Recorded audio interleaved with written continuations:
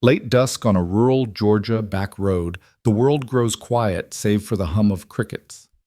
Suddenly, blue and red strobes pierce the gathering dark like an accusation.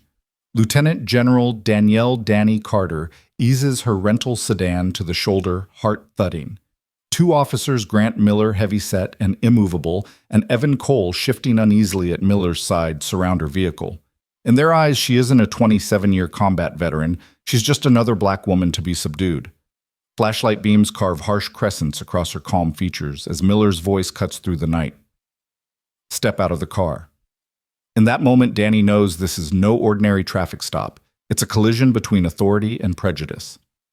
Drop a comment below if you've ever felt judged before you spoke, hit subscribe to join us on this journey, and stay tuned as we unravel every nail-biting beat of Danielle Carter's fight for justice. Lieutenant General Danielle Carter had driven these roads 100 times, winding highways, flanked by cotton fields, a silent testament to both her roots and the history she carried in her bones.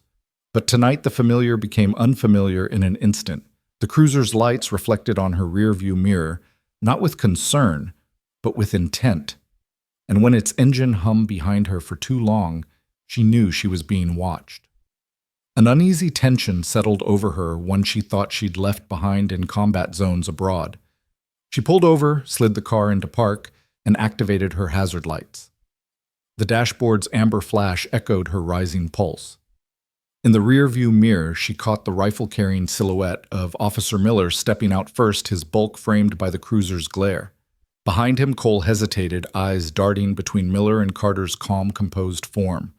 The air was thick, humid, with summer warmth, tense with unspoken assumptions. Miller's boot cracked on the pavement as he approached her window. Carter rolled it down halfway, hands flat on the steering wheel. "Evening, ma'am," she began, her voice measured, the faint Georgia drawl, intentional, yet restrained. "May I ask why you're stopping me?" Miller didn't answer. Instead, he circled the car, eyes skimming the sleek silver sedan as though he were inspecting stolen goods. Carter's pulse ticked up. She pressed her lips into a thin line and waited. Officer Cole finally spoke up, his tone tentative. "We've had reports of a vehicle matching this description used in a burglary earlier this week." Carter reached for her purse in the passenger seat. "This is a rental, sir. I have my license ID and agreement right here." She produced her documents with slow precision, sliding them through the open window. Miller's flashlight beam danced across her face. Cole glanced at her military ID, saw the stars, saw the rank, and then looked away dismissively. "You're a general, huh?" Miller scoffed, tossing her papers back at her. "General Oprah, more like." The insult landed like a slap. Carter's jaw clenched, but her shoulders stayed squared. "My name is General Carter," she said softly. "Lieutenant General, if you must address my rank." Miller laughed, an ugly, scornful sound that echoed off the deserted pines. In that instant, she recognized the dynamic she'd fought overseas, the powerful wielding authority against the powerless. Only this time she wore the uniform of power. She pressed her lips together, held her breath, and thought of every soldier she'd led who trusted her to stand between them and chaos. If she faltered now, what message would that send? "Step out of the vehicle," Miller barked again. Carter obeyed, unclasping her seatbelt and pushing the door open. The gravel crunched beneath her boots. A bead of sweat traced her temple, though the evening air was cool. As she stood, hands raised and empty, Officer Cole shifted uneasily. His eyes flicked to her wrists, bare no weapon in sight, then back to Miller. Carter felt the weight of history in Miller's gaze, old prejudices etched into muscle memory. But she refused to give them the satisfaction of her fear. Instead, she folded her hands behind her back, chin high, as Miller produced cuffs. He clicked them on with unnecessary force. Cold steel bit into her skin. In the silent exchange of glances between Cole and Carter, you could read something like doubt flicker in Cole's eyes, and righteous contempt burn in Carter's. As Miller led her to the cruiser, Carter glanced at the open road behind her. Somewhere beyond the fields was her sister's house, the warmth of family waiting to erase the indignity of this moment. She breathed deeply, tasting the metallic sting of adrenaline and resolve. She would not be erased. From around the corner, a passerby emerged, Marcus Jones returning home from the gas station. His phone came up, instinctively recording every second. Carter noticed only the faint glow of the screen as Marcus hid in the shadows. What she didn't know, that recording would be the spark to ignite a nationwide reckoning. Inside the back seat of the cruiser, Carter's mind filed through every exit strategy she'd ever planned: military extractions under fire, strategic retreats behind enemy lines. None applied here. This was domestic terrain road she'd known since girlhood, yet it felt as treacherous as any desert she'd crossed. Through the tinted glass, she watched the distant silhouette of her own reflection uniform, stars gleaming under streetlights, her posture unbreakable. In that harsh beam, she saw not just herself, but the countless officers who dared to do what was right, and the countless citizens who expected to be protected, not preyed upon. As the cruiser's door slammed shut, Carter settled against the vinyl seat, steeling herself. She would not allow this moment to define her. In the quiet before the engine started, she pressed the emergency alert on her smartwatch, silent, coded, irrevocable. What had begun as a routine stop was already evolving into something much larger, a test of justice in her own backyard. And so the first act drew to a close with Danny Carter, surrounded by flashing lights and steel, but unwavering in dignity, ready to turn this injustice into a call to arms for every American who believed that equality must mean more than words on paper. The metal clasp of her smartwatch clicked into place just before Lieutenant General Danielle Carter felt the cold press of handcuffs. As Officer Grant Miller clicked the second cuff shut, her mind went calm and precise. She bent her wrist just enough to tap the small button on the underside of her watch, almost too subtle to notice. But in that instant, a silent SOS shattered the night's quiet. Hundreds of miles away in the Pentagon's Emergency Operations Center.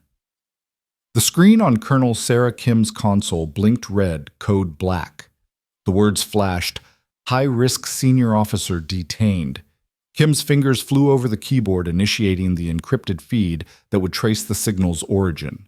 In a voice barely above a whisper, she said, "General Reed, we've got a situation."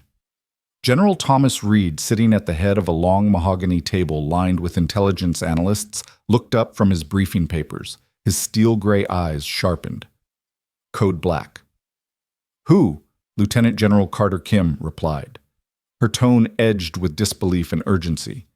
"The GPS ping is live from a rural back road in Ashwood, Georgia." Reed's jaw tightened. "You're sure positive? She activated the distress protocol seconds ago." Reed stood. Every muscle in his frame carried the weight of decades in uniform. "Mobilize Satellite Oversight 1. I want live video feed on my screen in 10 minutes. Notify Major Lee to prep rapid response." Back in her cruiser, Danny sat in the rear seat, face lit by the glow of the courthouse-issued navigator's screen, but her focus was inward, anchored by the knowledge that help was coming. Officer Cole paced outside, trying to catch movement through the tinted glass. Miller leaned against the hood, arms crossed, scowling at the sky as if expecting reinforcements of his own. They didn't know what they'd triggered. At the Pentagon, Major Jason Lee's team was already running checks on every Department of Defense asset within reach. Satellite Oversight 1 to command. Lee's calm voice crackled over the secure line. "Target locked. High-resolution IR feed coming online. Estimated time to lock 30 seconds. The console whirred to life, and a grainy, heat-mapped image of a silver sedan appeared on the screen. General Reed leaned forward.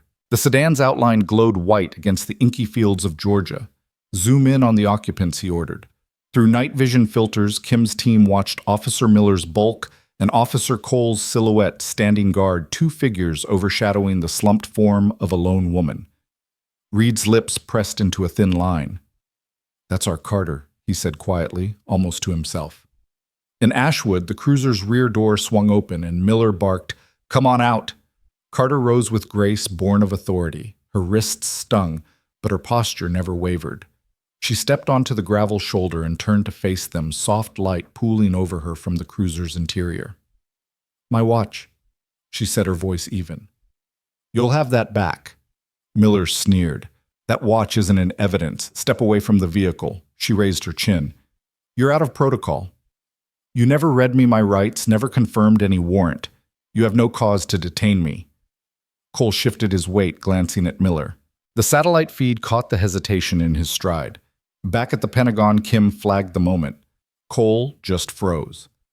"He's questioning Miller's orders." Miller scowled and with one brutal jerk yanked Carter's arm. She steadied herself, lips barely moving as she inhaled. "Do you have any idea who I am?" she asked. Another pretty face Miller shot back, then barked. "Put her in the back." He gestured Cole forward. As Carter complied, Major Lee's voice came over Reed's earpiece. "General, we're patching a live audio feed to your secure line. You'll hear everything." Reed nodded, stepping aside and lifting a handset. Inside the cruiser, the door slammed. Carter sat back straight as Cole climbed in and latched the door with a hesitant click. Miller took the driver's seat, shouting, "Drive!" The engine roared and tires spun, flinging gravel into the fields. From the Pentagon console, Reed's voice broke the tension. "Lieutenant General Carter, can you hear me?" Carter's eyes narrowed. "General Reed." "We have you, General. Sit tight. Help is on the way." She pressed her forehead against the seat's headrest, feeling faint relief. "Do what you have to do," she whispered. As the cruiser barreled toward the station, helicopters were already lifting off at Fort Gordon, 80 miles north. Kim coordinated with naval drones to survey the back roads, rerouting ground teams around local checkpoints. Plans that once targeted overseas hotspots now focused on a sleepy Georgia county. Night deepened around Carter's sedan, stretching fields into shadows. The cricket's chorus was broken only by the cruiser's siren turned off, now headlights slicing a path through the dark. Carter's steel blue eyes watched the taillights disappear, then reappear as they rounded curves. Inside her mind, she rehearsed her next moves, silent, methodical, just like every strategic withdrawal she'd executed under fire. In the back, Cole sat stiff, nodding and unknotting his hands. He'd seen enough in the last few minutes to know they were in over their heads. He caught Carter's gaze through the small rearview mirror and for a split second tried to swallow the lump in his throat. Miller, sulking beside him, didn't notice. His focus was on proving dominance, on forcing a general to the ground. But the Pentagon's live feed was replaying on his tablet, courtesy of a covert camera in the cruiser's overhead console. Every jerk of his jaw, every reluctant glance of Cole's guilt was visible to analysts thousands of miles away. General Reed stood from his station. "Colonel Kim, initiate Phase 2, notify JAG. I want a legal officer standing by. This will go public if they don't release her immediately." A knot of dread formed in Carter's stomach, but it was laced with determination. She pressed her shoulder into the seat, feeling for traces of the late summer heat, for the burnt gasoline scent of far-off highways. She thought of Maya's laughter and Lily's eager grin waiting just a few miles ahead. She would walk through flames, cross battlefields, and navigate political minefields, but not on her watch. Not in Ashwood. As the cruiser pulled into the station's lot, floodlights revealing a low brick building with peeling paint, Carter's heart steadied. She knew the next hours would be a crucible processing fingerprints mugshot interrogation, and through it all, the world would watch. Inside the Pentagon, analysts held their breath. Satellite drones hovered overhead, helicopters cut through the night sky, and ground teams converged on Ashwood. The handcuffs on Carter's wrists had triggered a national emergency, and the corridors of power were moving in lockstep to secure one of their own. For Danny Carter, what began as a routine drive for her niece's graduation attire had transformed into a strategic engagement of a different kind. The stakes were no longer a cap and gown, but the very promise of equal protection under the law. And as the station's heavy doors swallowed her image on the cruiser's dash cam, she straightened her shoulders and prepared for the next battle. One fought not with bullets or covert ops, but with unyielding resolve and the raw force of truth. The secret SOS had set wheels in motion, and neither local bias nor departmental pride could outrun the watchful eyes of a united military command. Danny Carter was no longer isolated on that back road. She was emblematic of every service member who'd ever defended the Constitution, and now those same principles would defend her. An hour before the blue and red glare of patrol lights fractured the night, Danielle Danny Carter eased her rental sedan into the familiar gravel driveway of her childhood home in Ashwood, Georgia. The evening air was warm but tinged with the sharp promise of autumn. Cicadas droned in the magnolia trees, and a sliver of moon drifted through the dusty air. Before her stood the small, weathered porch where she had once climbed the railing as a child, daring herself to reach the sky. Now, after 27 years of military service from the deserts of Kandahar to the high-altitude passes of the Andes, that same porch felt both tenderly familiar and achingly out of place. The front door swung open before she could even reach for the handle.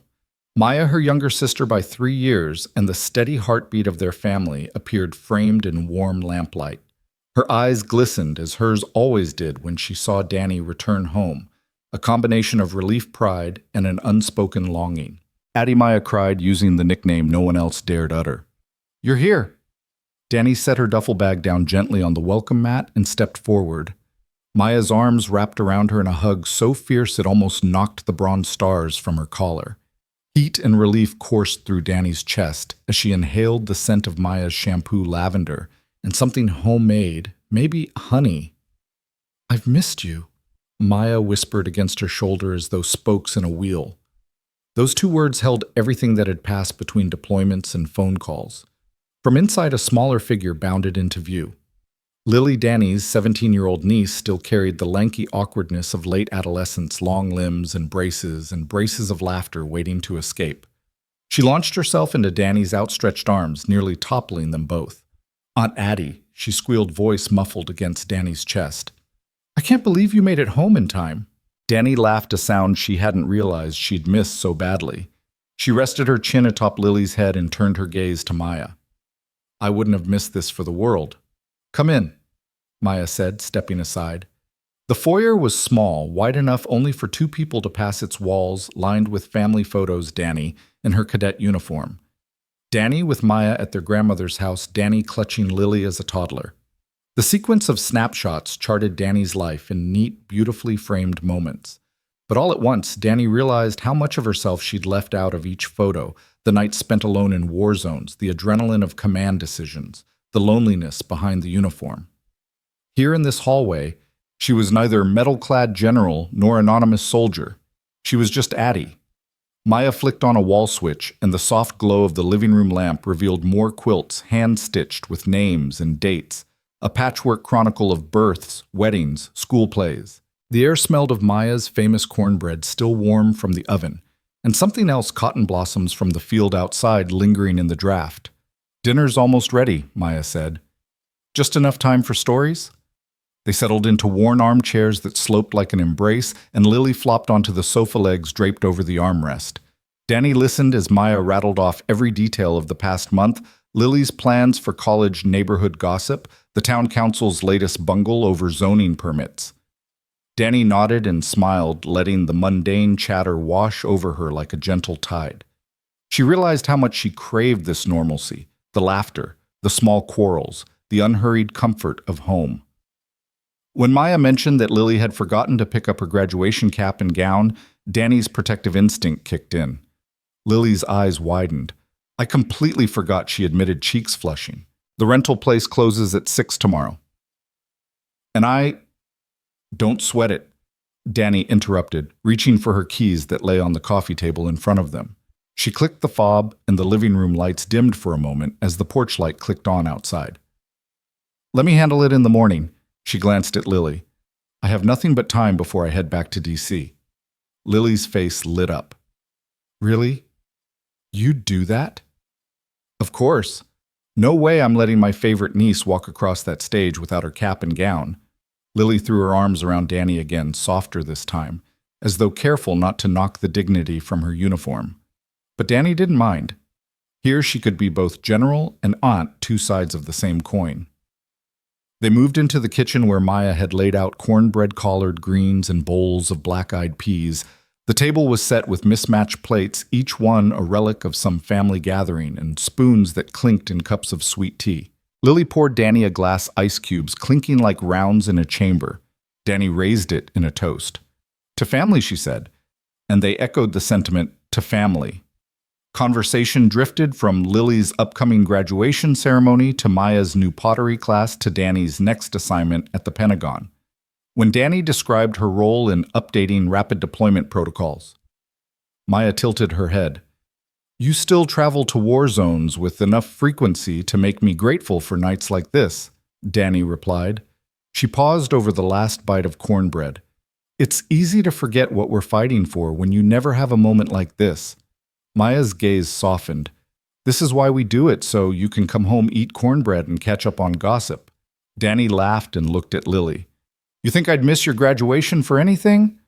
Lily shook her head, eyes shining. Nope, but you'd better stick around for the dance. I'll be there. They lingered in the kitchen until the moon had climbed high and the cicadas had moved from chorus to hush. Maya excused herself to clear dishes, leaving Danny alone with Lily at the counter. Lily leaned in, voice lowered to a conspiratorial whisper. Promise me something, anything. Be careful tomorrow, Lily said. You know, out on those back roads. Danny's heart tightened, but she kept her tone light. I always am. You know me. Lily nodded, though worry rippled across her forehead. I know, I just love you, Aunt Addie. I love you too, Danny said, brushing Lily's hair back. Now get some sleep. Tomorrow's a big day. As Lily retreated to her room, Danny felt the full weight of what that day meant. The culmination of teenage dreams, the first step into adulthood, the moment when self-confidence eclipses childhood doubts. And she would be there, standing at the back of the auditorium in her dress blues, cheering louder than anyone. Maya returned, wiping her hands on a tea towel. You look tired, she observed. Long drive, Danny shook out her hair. Worth every mile. Maya studied her sister's face, affirming lines softened by fatigue but brightened by peace. Don't be a stranger, she said. I won't. Danny promised. She picked up her duffel bag and crossed to the old piano in the corner, a relic from their grandmother's house. The keys were silent, but she pressed one. It popped a high note, flat and bright. It reminded her of afternoons when she practiced scales under her grandmother's patient ear. Music had been an early refuge back when the world still seemed simple enough for melodies to make sense. The sound lingered, then faded. Danny snapped off the porch light and turned to the door, the small bell above it tinkling as she stepped outside. The night air enveloped her again, cool and still. She leaned against the doorframe, vision drifting across the yard, the church steeple silhouetted against the moon, the field where she'd chased fireflies as a child, the path she would take tomorrow to pick up Lily's gown. Slipping into her sedan, Danny closed her eyes for a moment, letting nostalgia and anticipation swirl. Then she started the engine and steered onto Miller Road, heading toward Ferguson's formal wear. The cruise through her old haunts, passing the stop sign by the church, the general store where she once bought penny candy, felt like a scene in a film playing just for her. The radio crackled with country music, and she tapped the wheel to the beat. She parked in front of the small storefront, its neon sign blinking Ferguson's. Inside, Mrs. Ferguson greeted her with a wide smile, Lieutenant General Carter. Just the person I hoped to see. She laid out the cap and gown, soft blue and black satin draping the mannequin. Danny fingered the fabric, imagining Lily in its folds. She'll look beautiful, Mrs. Ferguson said. Danny Pade collected the garment bag and stepped back into the evening. The moon had shifted, clouds scuttled across its face. She clutched the bag to her chest, thinking of Maya's cornbread waiting at home, of Lily's nervous excitement of the world she'd left behind in uniform and the world she'd re-entered here. She slid into the driver's seat and headed back, headlights carving a path through the dark fields. As the rental sedan's taillights faded into the night, the quiet of Ashwood settled once more. A few short hours remained before everything changed, before the patrol lights, the cuffs, and the watchful eyes that would turn this ordinary errand into a battleground for respect and justice. But in that peaceful, ordinary drive, Danielle Carter carried with her the warmth of home and the resolve to protect it by any means necessary. The rental sedan traced the familiar curves of Miller Road, Danny Carter's headlights, cutting a ribbon of light through the velvet darkness. The evening air was warm, scented faintly of cotton's lingering sweetness, and the world felt hushed as if holding its breath in anticipation. She eased her foot off the brake, letting the car roll forward. In the glow of the dashboard, she studied the map on her phone, a straight shot to Ferguson's formal wear. 15 minutes tops. Plenty of time before Lily's big day. As she drove, her thoughts drifted back to the campus of Ashwood High. She remembered the peeling paint on the old brick facade where she'd once lugged a stack of textbooks in her arms and worried about prom dresses instead of parachute drops. The bell tower's clock face, painted over years ago, still bore the faint outline of its hands, frozen at the moment someone had decided time could stand still.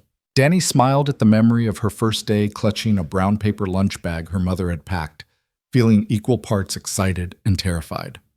A row of fireflies drifted in the fields to her right, blinking like distant stars come low. She slowed the car to watch them dance above the cotton plants, their white tufts brushing the night air like the edges of drifting clouds. It struck her how little Ashwood had changed over the years, the same church steeple rising behind spread oak limbs, the same wraparound porches where old men still sat in rocking chairs on summer evenings. In every shift of her life, every deployment, and each return, the town remained the same, a quiet sanctuary and constant reminder of who she was before the uniform. Her reverie deepened. She thought of the Sunday morning she spent in the church pews, the rafters echoing with hymns that felt like wind through the pines. She swore once as a child that when she grew up she would stand beneath that steeple and command respect, though she could never have imagined the cost of such respect in uniforms or posture. Yet here she was, the stars on her collar, a testament to years of service. And now tonight she was on a mission born of love retrieving Lily's graduation gown, a simple garment carrying all the hopes and dreams of another generation. A mile passed. She blinked and looked up. The road curved gently toward a stand of pine, and she instinctively checked the rearview mirror. At first the cruiser she'd seen hours earlier was gone, perhaps blown past on a spur road. Her shoulders relaxed. But then there it was again, two icy pinpricks of light hovering too close behind her. No siren, no flashing bar on the roof, just a silent sentinel tracing her route. She swallowed. Speeding up might draw suspicion. Slowing down could force it. Her military instincts kicked in, cataloging every risk rural roads, no cell service patches ahead, every home a quarter-mile apart. She tapped her steering wheel, trying to decide fight or flight. Instead, she maintained her pace just under the speed limit. If this was a test, she wouldn't fail it. The cruiser matched her acceleration. Its headlights veered slightly, mirroring her steering wheel's gentle sway. She slipped off Miller Road onto a short side track, half expecting the cruiser to stop to pass to reveal a local officer simply checking on a strange, late-night driver. But the cruiser stayed on her tail. It was a taut game of shadow and light. The world narrowed to her sedan's hood ornament and the pair of lamps following her every move. Her pulse quickened. Memories of overseas convoys passing through hostile territory flared unbidden. She'd driven under taunting fire and watched roadside bombs shatter steel and souls. Yet this uncanny pursuit in the fields of home felt more personal.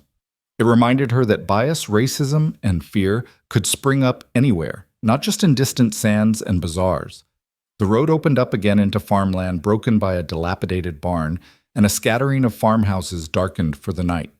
The cruiser's lights maintained their proximity just enough to remind her she wasn't alone. She focused on breathing steady and even hands gripping the wheel at 10 and 2. She refused to be rattled. Lily's future depended on her composure. Up ahead, lights blinking the sign of Ferguson's formal wear materialized, a small brick building with a single neon lamp buzzing overhead. Relief flooded her chest. She eased the car into a parking spot, tires crunching against gravel.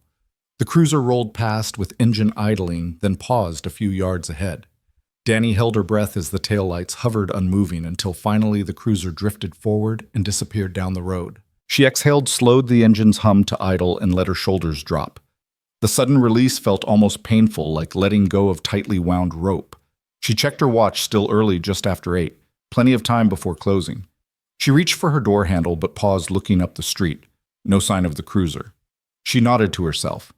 A local might have followed curiously, now content to let her be. Inside Ferguson's was lit by a single overhead lamp, illuminating racks of prom dresses, suits, and graduation regalia. Mrs. Ferguson stood behind the counter, her apron dusted with chalk from measuring tapes. She wore reading glasses perched on her nose, and her smile was warm enough to melt the tension still laced through Danny's shoulders. "General Carter," she said, pulling a folded gown from a rack. The fabric was crisp, the cap box neatly above it. "Your niece will look splendid." Danny handed over her confirmation email and credit card. "Thank you, Mrs. Ferguson. You've been a lifesaver." "Anything for Lily," the shopkeeper said fondly.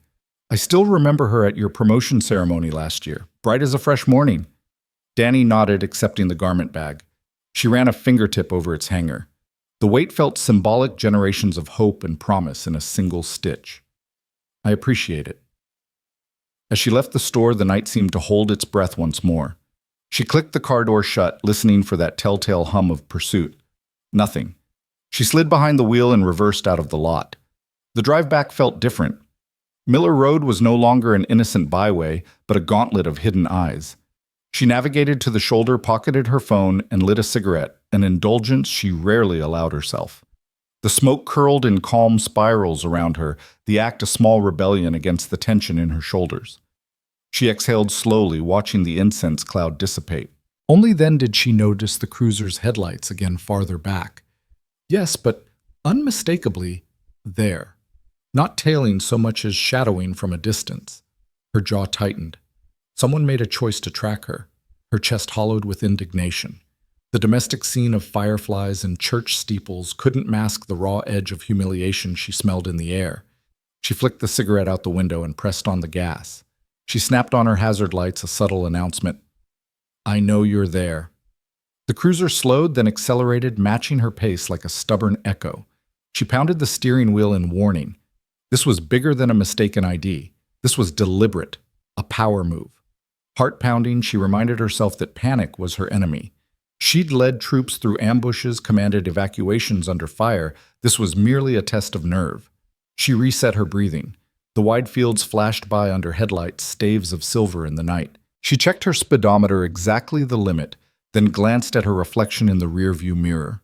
Calm blue eyes stared back, undiminished resolve shining through. Then the siren split the night, a single piercing wail that shook the air. It came from the cruiser's roof as the patrol lights cut through her rear window like a knife. Her knuckles turned white on the wheel. She activated her hazard lights, in return easing the car to the shoulder. The siren faded as the cruiser rolled up behind her lights, dancing across the hood in erratic patterns. Her chest tightened. The pastoral idyll evaporated, replaced by the harsh reality of what came next, prejudice given license protocol bent to bias. She held the steering wheel as if holding her ground, waiting for the officers to emerge. And as she killed the engine, the fields fell into silence once more, save for the distant drone of a waiting world, one that would soon learn her name, her rank, and the price she was prepared to pay for dignity. The gentle journey down memory lane had ended in a flash of blue and red light, and the next chapter, one of confrontation and resistance, was already unfolding. The cruiser's headlights cut away the darkness in rigid white lines as Officer Grant Miller approached the passenger side. His partner, Officer Evan Cole, lingered by the front bumper arms, folded, jaw clenched. The gravel underneath Danny's boots crunched when she stepped out of the car, and in that moment the night air thickened with the weight of unspoken assumptions. Miller's flashlight beam found her face first sharp and unyielding, drawing a stark circle of light that made every feature hypertensive. Shadows swallowed the edges, etching her jawline with theateric contrast. She lifted her hands slowly. Palms opened the soft hum of her smartwatch, the only hint that she was prepared for this moment. License and registration, Miller demanded, voice flat and clipped. His tone carried no warmth, only the blunt authority of a man who'd decided he already knew the answer. Danny didn't flinch. With poised precision, she reached into her purse, easing her hand into the soft leather. She pulled out a driver's license and extended it toward him. Officer Miller, she said evenly, I understand the procedure. Here's my license, my military ID, and the rental agreement. Miller's beam jumped from her eyes to the cards in her hand. He took the license, flipped it over, and tossed it back into her palm without a glance. Next, she handed over her Department of Defense identification, an official credit card-sized ID stamped with her name photograph, and rank Lieutenant General Danielle Carter, United States Army. Miller's grip tightened on the ID, and he passed it to Cole, who studied the gold oak leaves embossed beside her photograph. Yet Cole's eyes slid past the rank, his expression unreadable. He passed the ID back without acknowledgement.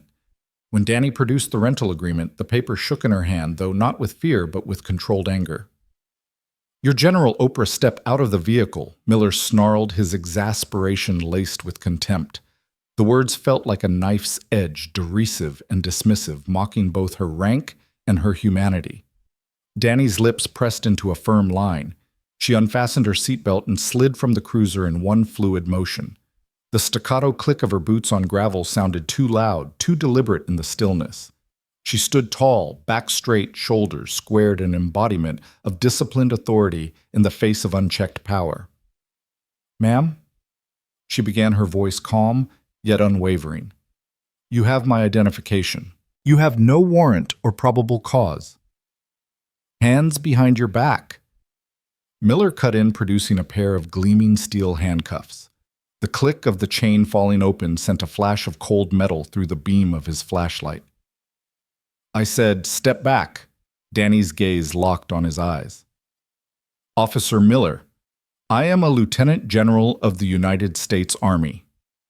Miller laughed, a sound devoid of humor and full of derision. "Lieutenant General," he repeated, letting the words linger. Then he spat General Oprah. The sick comparison rang in the air like a cheap punchline. Still, Danny complied. She folded her hands behind her head, then behind her back, and waited. Beneath the flashlight's glare, her uniform's creases looked impeccable.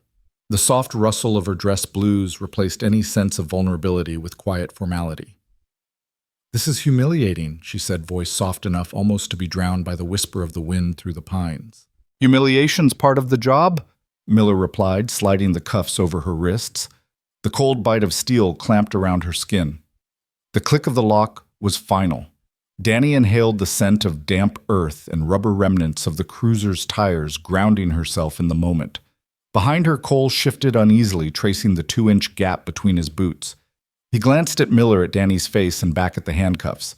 It was the hesitation of a man sensing the moral wrong at the core of his orders. But Miller laid a heavy hand on Cole's shoulder. "Don't get soft on me," he muttered. Danny kept her chin high. "Respect goes both ways," she said softly, each word weighted with years of command and principle. "If you'd read my credentials, you'd know respect is earned, not assumed." Miller's grin was ugly. "Credentials or not, you're getting a ride to the station." The night seemed to hold its breath as Miller shepherded Danny toward the cruiser's open door. Flashlight beams bobbed across the gravel, reflecting off her uniform's polished buttons. She sank into the back seat, the leather cool beneath her. The cuffs clicked into the seatbelt slots, modern irony that those who took up arms for freedom could be made captive by prejudice in their own homeland. Cole climbed in beside her, giving her a momentary look of apology that dissolved as quickly as it came. The door slammed and the cruiser lurched forward. Headlights stuttered across the country road like reluctant searchlights searching for truth in the shadows. Inside that small compartment of metal, Danny's world narrowed to the cage of bars on the window and the quiet hiss of the air conditioning vent. Her wrists tingled where the cuffs bit into her skin, but her posture never faltered. Around her, the seats and partitions felt like symbols of every divide she'd confronted between nations, classes, races. Here, the line was drawn in steel, informed by bias. She closed her eyes briefly, drawing upon the well of composure instilled in her by decades of military discipline. She'd seen worse dust-choked battlefields, men and women bleeding. Yet this wound was no less real, the wound of indignity inflicted by those entrusted to protect. She inhaled, counting silently. 1, 2, 3, before opening her eyes. The cruiser rounded a bend, and the world outside transformed again from pastoral fields to the glaring facade of the Ashwood Police Department. Neon letters atop a brick building cast a pale glow on the empty parking lot. As the cruiser pulled in, the local station's floodlights flickered on bathing Danny in harsh luminescence. Miller killed the engine. Silence descended thick with anticipation. She could almost hear the echoes of her own heartbeat in the hushed space. When Miller stepped out, Danny raised her head, spine unbroken. Cole lingered in the corner of her vision as Miller unlocked the door. The desertion of justice felt palpable. A high-ranking officer reduced to a prisoner, her service credentials dismissed with a snort. The stupidity of it burned hotter than any foreign desert sun she'd endured. Miller leaned in through the open door. "You get processed like everyone else," he said. "Don't expect any special treatment." Danny offered only a measured nod. "I only ask for equal treatment under the law." He straightened as if the words were an inconvenience. "Step out," he ordered. She stepped out, wrists still bound, and Miller gestured for Cole to follow. They flanked her, an unofficial escort that reeked of intimidation more than protection. In the station's processing area, the fluorescent lights buzzed overhead, tossing unflattering glints off counters and cages. A desk sergeant, disinterested and bored, stamped paperwork. The handcuffs rattled as Danny stood for fingerprints, the metal cold against her fingers. The camera click of the mugshot echoed through the sterile space, each flash another scar on her dignity. She met the sergeant's eye through the lens. "Would you like to verify my identity?" she asked quietly. He shrugged without looking up. "Identity's been confirmed. No charges yet." Her throat tightened at the implication. No charges, but no apology either. She'd walked into a routine errand and walked out in chains. Behind her, Cole shot a furtive glance as though weighing conscience against camaraderie. But Miller's presence loomed and Cole turned away. Danny straightened. "I'll cooperate fully," she said, voice calm. "But I will not stand for this injustice." Miller clicked the cuffs undone. "Don't push it," he muttered. As the cold steel fell away, Danny's wrists burned reminders of the price of dignity. But she lifted her hands and flexed her fingers, readying herself for the next phase of this ordeal. For in this collision of petty cruelty and dignified composure, she had forged a new resolve to ensure that no uniform, no badge, and no color would ever again determine who was protected and who was bound in shame. Marcus Jones had just closed up at Miller's Market, a groggy mix of exhaustion and relief weighing on his shoulders. The neon close sign blinked behind him as he stepped into the night keys jangling in his hand. It was past midnight, and the road home felt empty until he saw them. Through the rust-skinned fence that bordered the police station's back lot, he noticed the shattered rhythm of light alternating blue and red strobes, carving the air like warning blades. He paused, heart-pounding. Something about the urgent clip of footsteps and the harsh beam of a flashlight told him this wasn't routine. Curiosity nudged him forward, then caution froze him in place.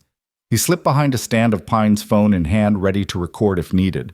From the shadowed gap in the fence, Marcus watched two uniformed figures loom over a lone woman, her posture calm, defiant, even as one of the officers produced a pair of handcuffs. It was a scene that didn't make sense. Not here, not now. He nudged the camera icon on his screen. The phone's glow revealed a closer view. A woman in dress blues, her rank insignia faintly glittering under the flashlight's glare. He knew those stars. Lieutenant General Carter. The same general who had spoken at last year's Ashwood Veterans Day ceremony, whose uniform had gleamed beside the town's war memorial. The same woman who had commanded respect in conflict zones from Kandahar to Kosovo. And now she stood cuffed, stripped of dignity on the back lot of a small-town police station. He raised the phone to his shoulder, thumbs fumbling to steady the frame. The audio crackled. Officer Miller's harsh voice, Officer Cole's uneasy murmurs, and the sharp click of steel against skin. Marcus blinked as a bead of sweat traced his temple, though the night air was cool. He kept recording, knowing that what he captured now could matter later, could illuminate truth where words alone might fail. The officers marched her toward a waiting cruiser. Her steps were measured uniform spotless despite the indignity.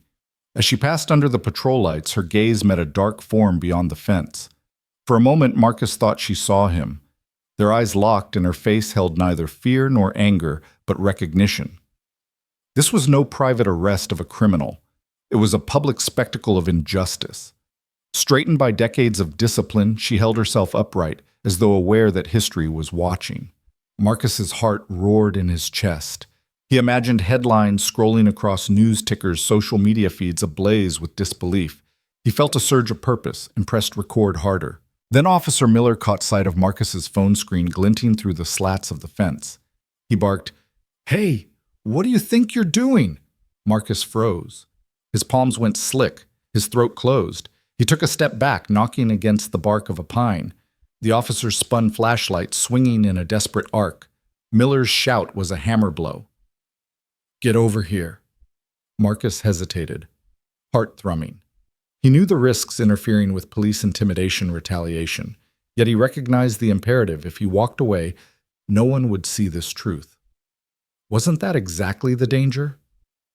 That power would remain unchecked in darkness if no one bore witness. He raised the phone again, thumbs trembling. "I'm just recording," he managed, voice wavering. "This is public property." Miller advanced his bulk, filling the fence gap. His face was taut with anger.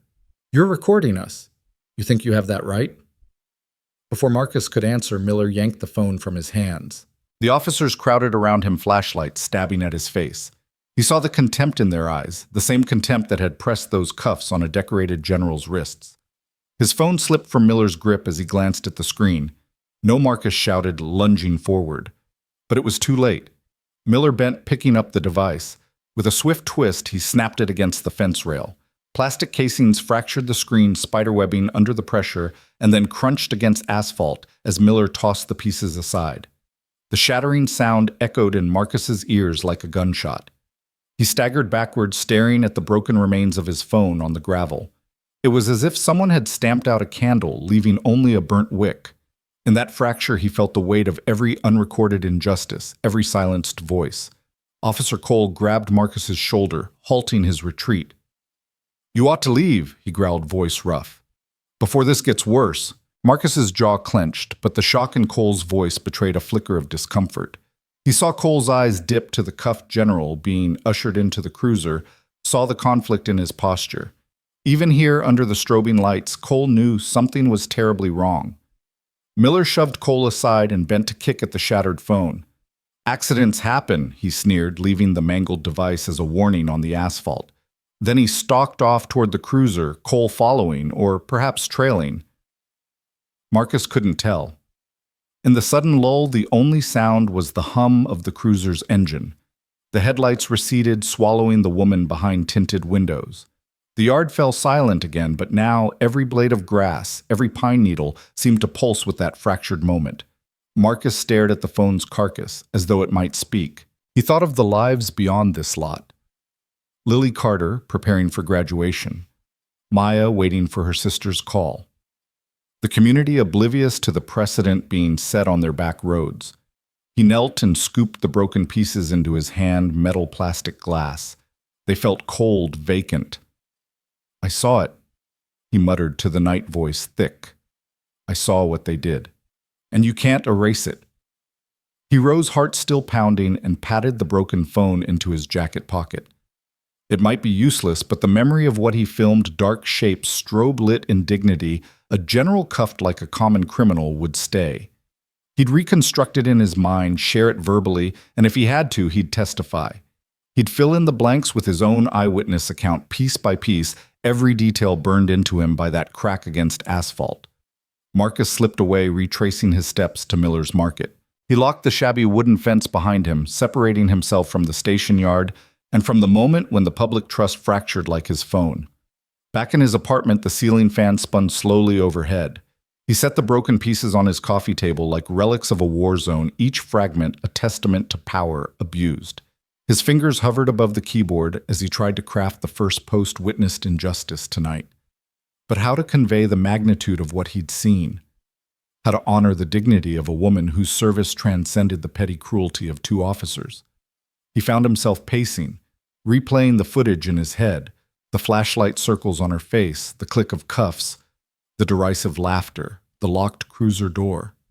He pictured the gleam of her uniform in the strobe, an emblem of sacrifice momentarily eclipsed by prejudice. Finally, he opened his laptop, fingers flying across the keys. Just now I saw a U.S. Army Lieutenant General handcuffed and hauled away on Miller Road by Ashwood PD. I recorded it. They broke my phone to stop me. We need to see this. He paused, staring at the words, then hit post. Within seconds, the post pinged with notifications, some skeptical, others eager to learn more. Marcus scrolled back, a friend tagged him. "Do you have video?" Another commented. "Stay safe, man." He took a breath and typed, "Uploading." "Now, give me a minute." He opened his phone's cloud backup, praying the video had synced. To his relief, the footage was there, grainy but unmistakable. He downloaded the file, eyes widening as each frame replayed. He clipped it to his post, added a concise caption, "Ashwood PD versus Lieutenant General Carter. Judge for yourself." He leaned back, heart pounding with adrenaline and dread.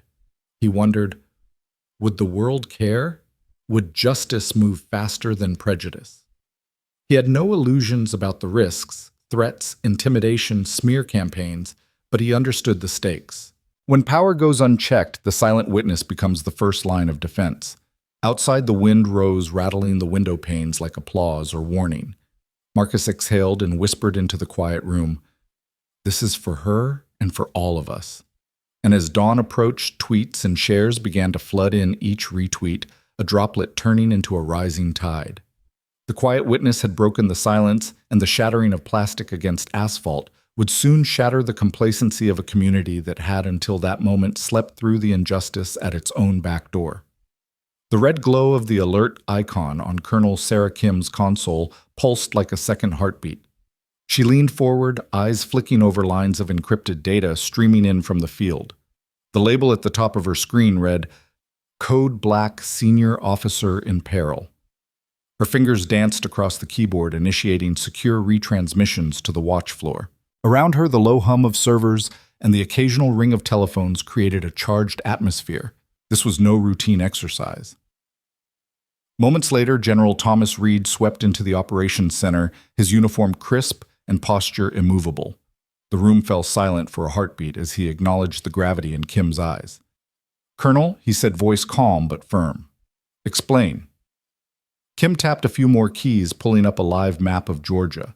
A small icon, an armored cruiser, glowed at a rural intersection. Sir Lieutenant General Carter activated her emergency distress signal approximately 4 minutes ago. GPS coordinates place her cruiser at the Ashwood PD station parking lot. Satellite feed is locked on target. She tilted her head toward the overhead screens where grainy infrared imagery flickered two figures flanking a seated form in the back of a marked cruiser. Reed absorbed the image. His jaw clenched slightly. No misidentification possible. "None, sir." Her signature's in the database. Military-issued smartwatch communicating over a dedicated DoD channel. No civilian traffic uses that protocol. Kim's tone carried the precision of someone who'd built her reputation on unerring accuracy. Reed exhaled, tracing a path along the image with his fingertip. "Major Lee, coordinate." From a side doorway, Major Jason Lee strode in, eyes already fixed on the screen. He saluted. "General," Major Reed said without preamble, "what assets can we deploy immediately?" Lee tapped his tablet, bringing up a roster of available resources.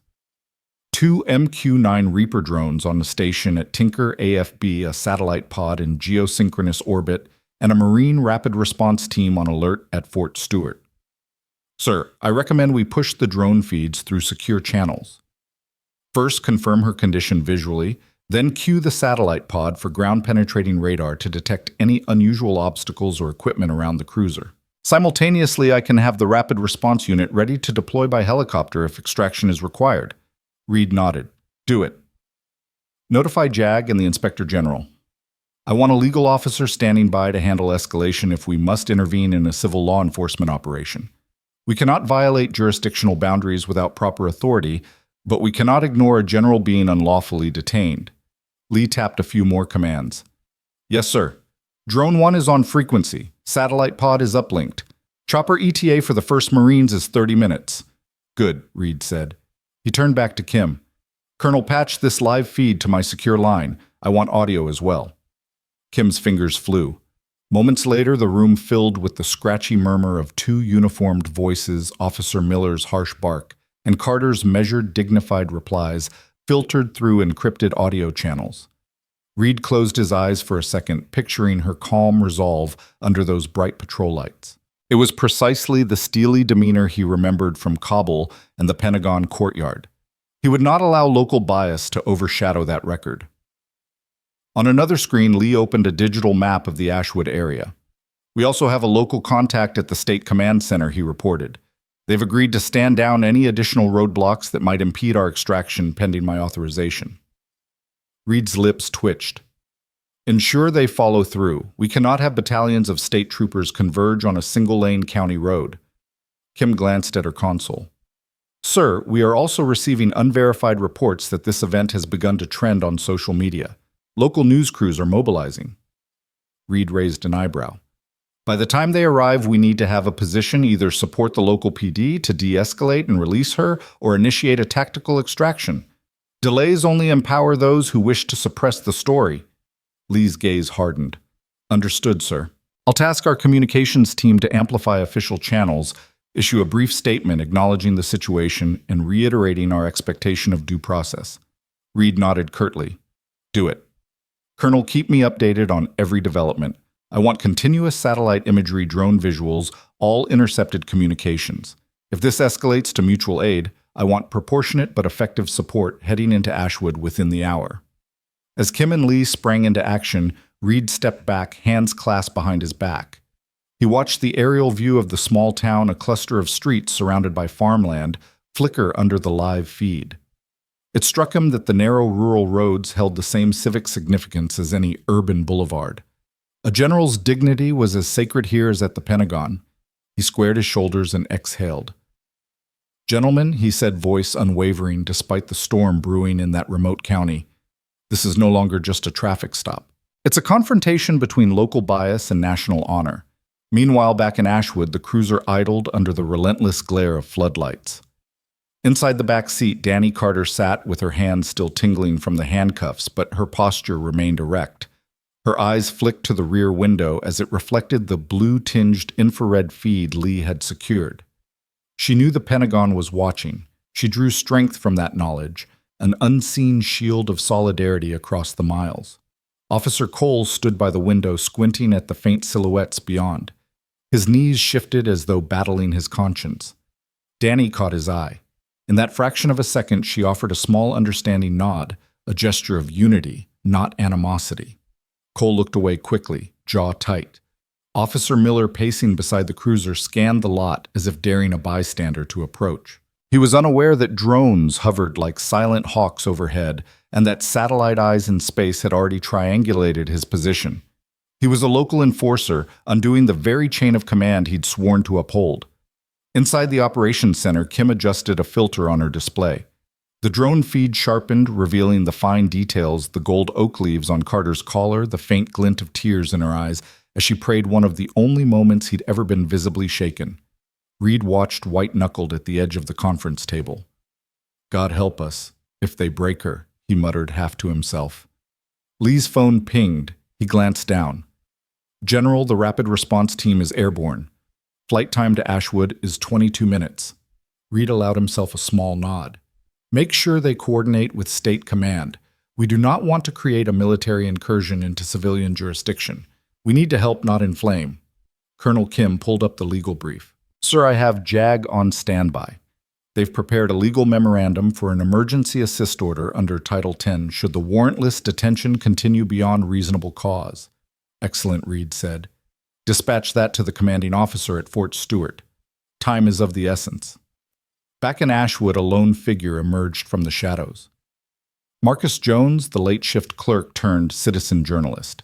He scraped his boots against the gravel, phone in hand, remembering the crackle of his smashed device. He hadn't dared film again, but he trusted the Pentagon's lenses now. He watched the cruiser's door clamp shut, then stood still, as though offering silent witness. Inside the operations center, the clock ticked inexorably forward. Screens flickered with drone panoramas, fields stretching into dark silence. Then the patrol lights, then the reservoir where Carter's sedan had once parked. Reed's voice cut through the tension. "Colonel Kim, who else is monitoring? I want the FBI's Critical Incident Response Group engaged at once. If this is a civil rights violation, it must be documented at the highest level." Kim relayed the order instantly. She opened a secure line to the head of the FBI's CIC unit. "Immediate jurisdiction code 9. We're watching a senior officer detained without cause." She sent the live feed. Reed exhaled, watching troops being inserted into a map, overlay state police being rerouted, drone paths shifting. In a matter of minutes, a small army of censor soldiers, lawyers, and analysts had converged on what had begun as a simple traffic stop. It was a testament to the nation's commitment to its principles, when even remote bias triggered a full-scale response. For General Carter alone in that cruiser, it was proof that the vow she had pledged to uphold the oath to defend the Constitution against all enemies, foreign and domestic, extended beyond battlefields. It reached into these back roads, these county stations, these moments of injustice. And now the machine had mobilized, setting in motion forces large and small, human and mechanical, all converging to uphold her rights, and by extension, the rights of every citizen. As Colonel Kim's console displayed a real-time convergence of drone thermal satellite night vision and local security cameras, Reed allowed himself the slimmest half-smile. Let's see them shrug us off now, he whispered, voice low with resolve. And so while blue lights flashed in Ashwood and two officers constrained a general in the back of a squad car, the Pentagon's war room buzzed with kinetic energy, a global apparatus in motion underlining a simple truth. No prejudice in one small town could withstand the full weight of a nation united in principle. Lieutenant General Danielle Carter stepped through the heavy metal door of the Ashwood Police Department's booking area under the watchful eyes of Chief Linda Parker. The fluorescent lights overhead hummed, casting a sterile glow over chipped linoleum floors and scuffed brick walls. Danny's cuffed wrists still tingled from the cold bite of steel, but her posture remained unbowed every inch the officer she'd always been, whether in combat boots or dress blues. Chief Parker sat behind a high desk, arms folded, expression unreadable. She wore a uniform a few shades darker than her officers, the department's badge gleaming on her chest, but there was no warmth in her eyes. Name. Parker said, her voice detached, as though reading from a report. Lieutenant General Danielle Carter, United States Army. Danny replied, voice even. Parker glanced up, her lips curling as if tasting something bitter. That your rank? You got a war council waiting for you, or do you expect special treatment here? Danny met her gaze without hesitation. I expect equal treatment under the law, she said. As any citizen should. Parker leaned back. We process everyone the same. She gestured at a metal chair. Sit. Danny sank into the seat, wrists pressed to the cold armrests. She watched silently as Parker reached for a stack of forms. Paper shuffled, pens clicked, and Danny's eyes roamed the small booking area. A gray metal bench lined one wall. A bulletin board displayed mugshots of local offenders, each face frozen in a moment of shame. The room felt like a holding cell for the sum of everyone's worst moments, and now her own image would be added to that wall.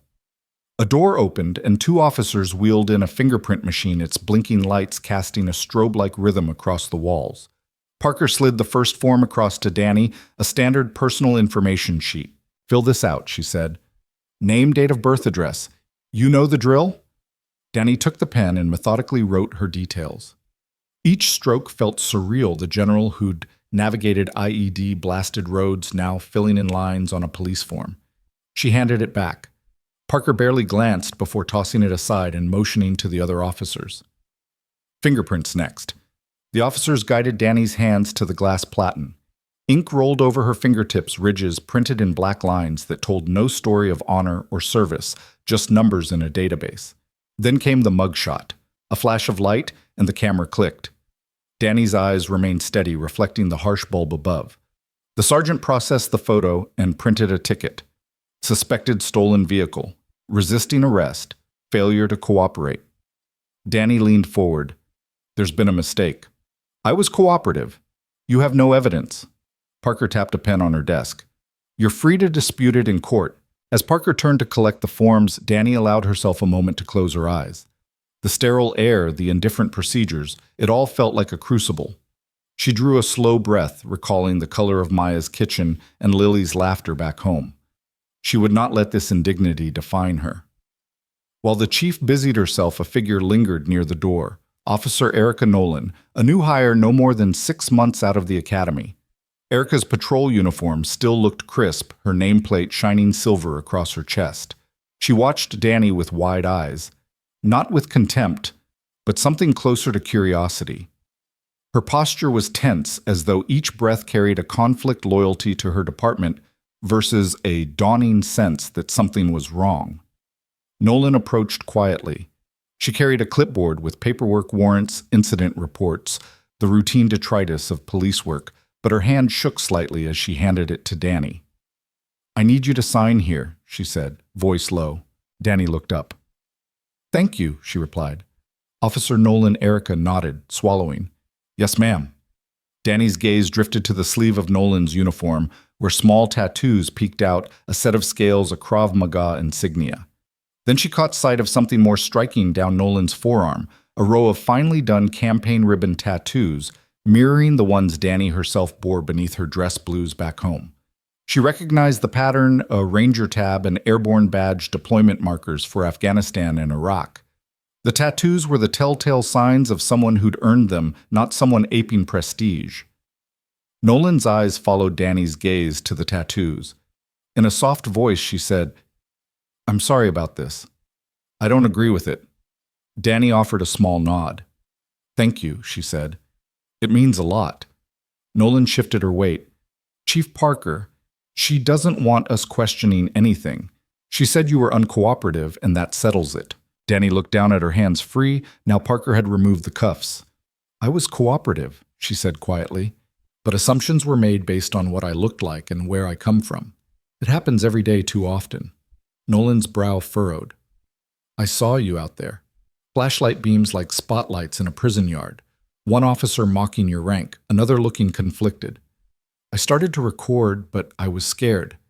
Danny's blue eyes met hers unwavering.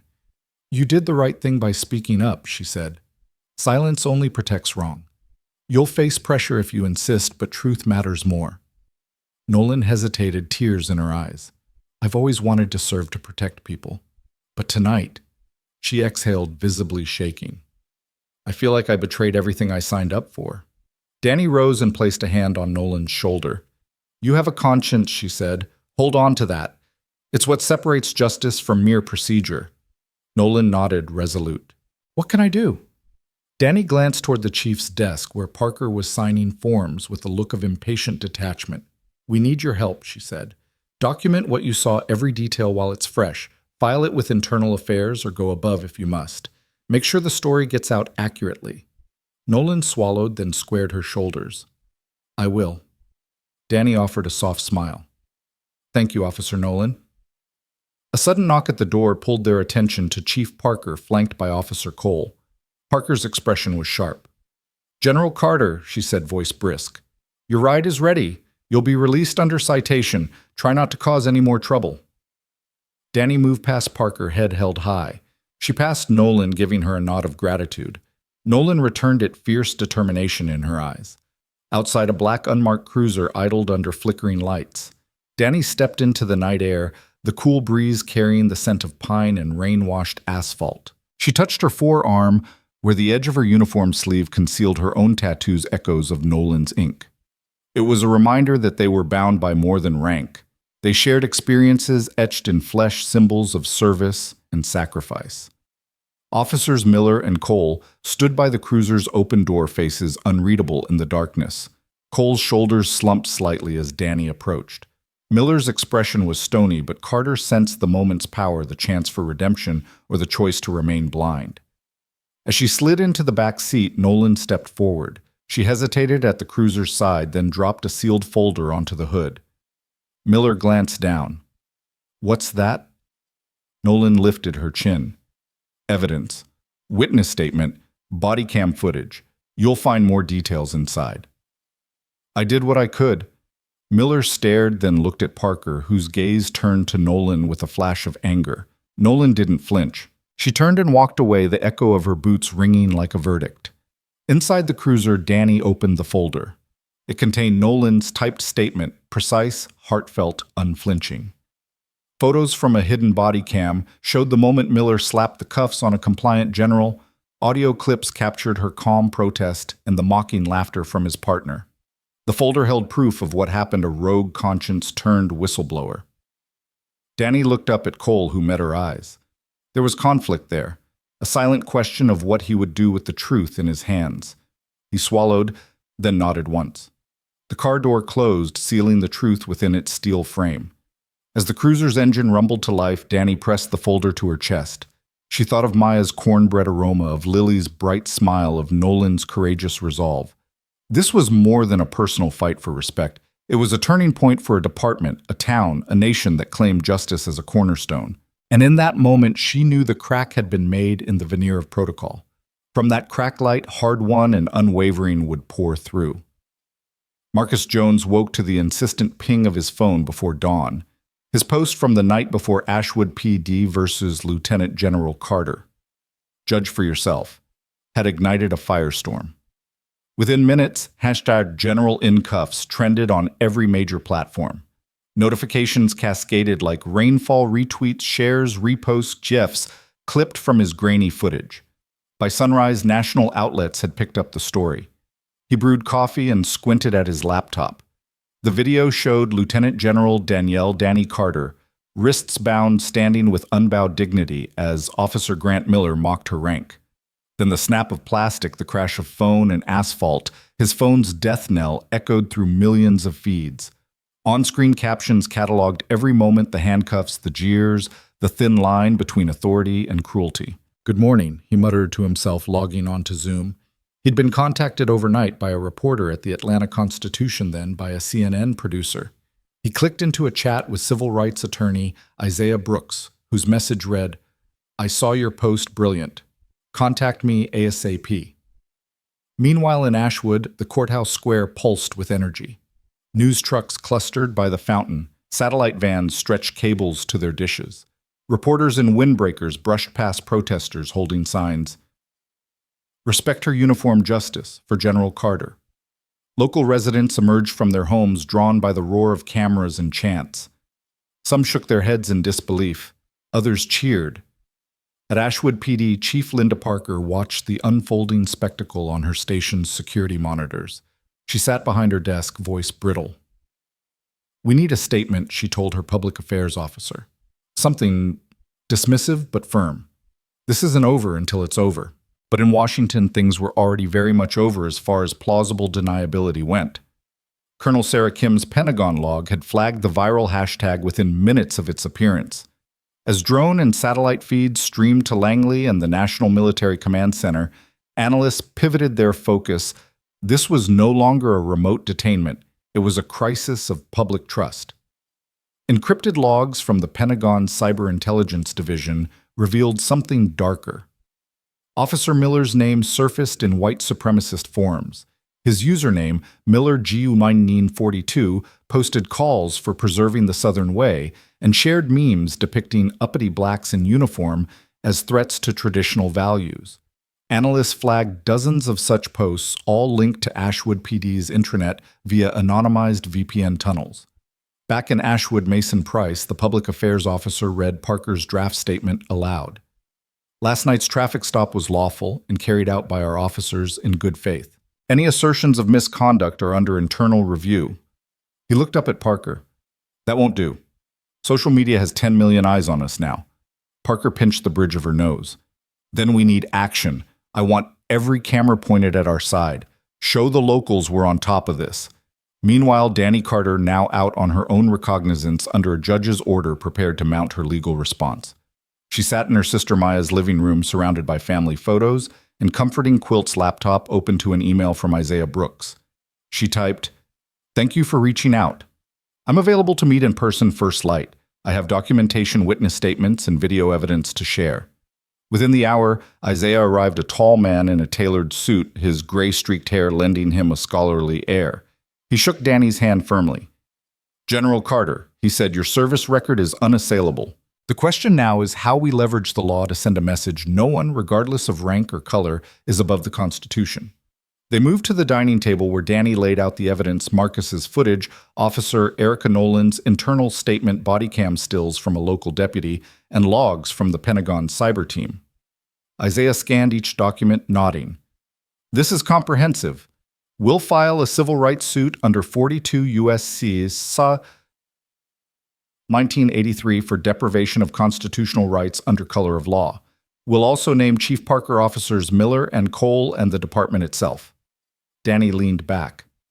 "I want this public. I want accountability." Isaiah's eyes met hers. "We'll hold a press conference. Tomorrow you'll stand with me on the courthouse steps. We'll demand a federal investigation." As the press conference was arranged, the digital tide continued to rise. Hashtags multiplied. Justice for Carter. Right to serve. Stand with Danielle. Influencers and celebrities tweeted support. Even some pundits on major networks spoke out against local overreach, forcing legal and political analysts to debate the case's broader implications. In Congress, the morning hearing schedule shifted. Senator Marjorie Hughes, chair of the Senate Judiciary Committee, tweeted an invitation at SecDef Walsh. "Please join our oversight hearing on civil-military relations in the wake of Lieutenant General Carter's arrest." Hashtag hold the line. Within minutes, Secretary of Defense Robert Walsh's office issued a curt reply. Under review. At the Justice Department, Beryl Desai, head of the Civil Rights Division, received an urgent briefing. She convened her senior staff. We've got a Title VI potential claim, plus possible federal civil rights violations. I want the Atlanta field office to open a preliminary inquiry today. I want clear channels with major networks. Transparency is our only defense. Back in Ashwood, as midday approached, the courthouse steps filled. Isaiah Brooks stood at the podium, flanked by Donnie, Maya, and Lily. Cameras swiveled, microphones crowded in. Isaiah's voice boomed. Today we stand not just for one woman's dignity, but for the principle that no citizen shall be deprived of liberty without due process. We will file suit by day's end. We will seek injunctive relief damages and an independent monitor for Ashwood PD. Danny stepped forward, her dress blues immaculate. The crowd hushed. She spoke with the same authority that once guided soldiers under fire. I served my country for 27 years. I took an oath to defend the Constitution against all enemies, foreign and domestic. Last night, those who wear a badge betrayed that oath. My fight is not personal. It is for every American who trusts that our laws apply equally to all. I ask you now, stand with me so that this community and this nation remembers who we are. The crowd erupted in applause. Social media feeds lit up with sound bites. The oath doesn't end because you're off duty. This is bigger than a traffic stop. We all wear uniforms of justice. Inside Ashwood PD, panic simmered. Parker's phone buzzed with calls from the governor's office, from federal liaisons, even from state legislators. She barked orders at her aides. Draft a response offer, retraining, a public apology, compensation. We need damage control. Officer Miller sat alone in the break room, scrolling through threads that called him out by name. Some accounts dug into his record 3 prior complaints of excessive force, dismissed without investigation. His face went pale as he realized the world now knew his secrets. Officer Cole stared at a monitor showing the courthouse feed. He replayed his own moment of doubt, the look he'd shared with Danny through the cruiser's window. His fingers hovered over the keyboard. Finally, he typed, I witnessed misconduct. I'm willing to testify. His message pinged on Danny's lawyer's hotline. Isaiah leaned over to Danny. We have a new witness. Danny's lips curved in a determined smile. Keep going, she said. By evening, encrypted Pentagon logs were already in Isaiah's hands, detailing Miller's extremist posts. Legal experts on cable networks dissected them live. This isn't just a traffic stop, it's a coordinated act of bias, one analyst declared. This could be the most significant civil rights case of the decade, another opined. In the span of less than 24 hours, what began as a small-town injustice had escalated into a national crucible. From Marcus's phone to Danny's courtroom, from Ashwood's courthouse steps to Washington's halls of power, the story threaded through every level of American society. And at its center stood a general in her dress blues, unbowed and resolute, proving that when one citizen's rights are trampled, the entire nation must rise to defend them. Because in the clash between local bias and national honor, the rule of law must prevail every time, everywhere. The grand Corinthian columns of the Capitol rose like silent sentinels as Lieutenant General Danielle Carter stepped into the ornate hearing room. The marble floors gleamed beneath her polished dress blues, each medal and ribbon on her chest reflecting the soft glow of antique chandeliers. Reporters clustered behind barriers, cameras craning forward, hungry for a shot of the decorated officer who'd become America's embodiment of both service and sacrifice. Her niece Lily sat in the gallery seated beside civil rights attorney Isaiah Brooks and Maya, Danny's sister, her face a mixture of pride and concern. Lily's graduation cap and gown hung carefully on a hanger at the side because her aunt had never missed a milestone, and this moment was far bigger than any graduation stage. At the front, the Senate Judiciary Committee's long oak table stretched beneath the carved seal of the United States. Senators in tailored suits and judicial robes murmured among themselves. At the center sat Senator Marjorie Hughes, whose tweet had ignited the oversight hearing. She rapped a gavel, and the room hushed like a held breath. Cameras flashed twice in rapid succession, paparazzi's salute to the gravity of what was before them. Senator Hughes's voice rang clear. Lieutenant General Carter, thank you for appearing before this committee today. You have our full attention. Please proceed with your testimony. Danny inhaled, feeling the weight of expectation, but also the steadfast support of everyone who believed in justice. She raised her chin, her gaze sweeping the assembled lawmakers, the cameras, the silent tapestry of history in those walls. Thank you, Senator Hughes, and distinguished members of the committee, she began. Her tone held the measured calm of a battlefield briefing, but beneath it thrummed the fierce determination of one who'd walked through fire. I appear today not out of personal grievance, but out of duty to the oath I swore upon commissioning and to every American who places faith in our Constitution. A clerk slid a stack of documents toward her, the official service record, the civil rights complaint, the summit of evidence compiled by Isaiah Brooks's team. She touched each page lightly, a gesture of respect for the details they contained. I served my country for 27 years across the most dangerous theaters of conflict. I led soldiers through ambushes, coordinated evacuations under fire, and advised top commanders on matters of life and death. Never once did I expect that my own uniform could be used against me in my hometown. A senator rose his voice courteous but probing. General Carter, your suit alleges deprivation of constitutional rights under color of law. How did this incident undermine those rights? Danny met his eyes without hesitation. I was subjected to a traffic stop based solely on my race and the assumption that I was driving a stolen vehicle. Despite presenting valid identification, including a Department of Defense ID bearing my rank and name, I was handcuffed, processed, and detained for hours. Protocol was abandoned. Common courtesy refused. The presumption of innocence became prejudice, and lawful authority became unlawful cruelty. She paused, letting her words settle like stones in still water. In the hush, Lily watched her aunt's every movement, lips pressed in fierce pride. Maya dabbed at her eyes, and even Isaiah's jaw clenched with emotion. Danny continued, her voice rising with conviction. No citizen, military, or civilian should fear harassment by those sworn to protect. Our oath as service members is to defend the Constitution against all enemies, foreign and domestic. If we allow domestic biases to go unchecked, we betray that oath. My oath is to the Constitution, not convenience. A flicker passed across Senator Hughes's face, recognition that this was more than rhetoric. A long silence followed before Senator David Ramirez cleared his throat. General, in light of your testimony and the evidence, what remedies do you seek from this body? Danny's gaze returned to the documents. I seek two things. First, swift passage of federal legislation mandating anti-bias training, mandatory body cameras with independent review, and clear whistleblower protections for officers who report misconduct. Second, an acknowledgement that no badge or no uniform grants license to prejudice. I ask this committee to affirm that equal protection under the law is not an aspiration, but a guaranteed right. Outside the hearing room, the viral hashtag lights blinked across scrolling tickers. Inside the committee recorded her words in real time, the weight of her service and sacrifice infusing each syllable with undeniable authority. Senator Hughes nodded. Your recommendations will be forwarded to the appropriate subcommittees. We will schedule hearings on the proposed reforms immediately.